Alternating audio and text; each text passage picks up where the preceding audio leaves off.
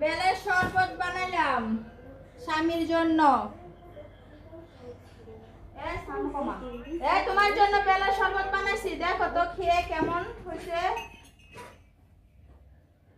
স্বামীকে যত্ন নিবেন, স্বামীকে শরবত বানিয়ে খাওয়াবেন, দেখবেন স্বামীর ভালোবাসা এমনিতেই বউয়ের প্রতি হয়ে যাবে। এরকম অসাধারণ মজা হয়েছে? আব্দুল্লাহ একটু খাও, আব্দুল্লাহ একটু খাও। তুমি খাও, তোমার পেটটা ঠান্ডা হবে। আর বেলের শরবত খেতে পারলে কিন্তু পেট ভালো থাকে। আর আছে এখানে, তুমি খাই নাও, তোমার জন্য বানাইছি, খাও।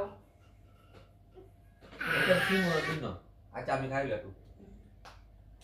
এক গ্লাস বেলের শরবত বানাইছি স্বামীর জন্য। তারা ঠান্ডা হয়েছে রে, যে গরম পড়ছে। গরমের মধ্যে বেলের শরবতটা কিন্তু আসলে অনেক উপকার।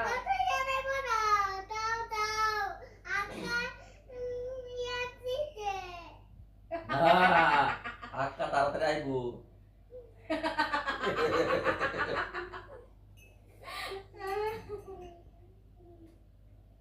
পানটা জুড়িয়ে গেছে এক গ্লাস বেলের শরবত খেয়ে। Thank you.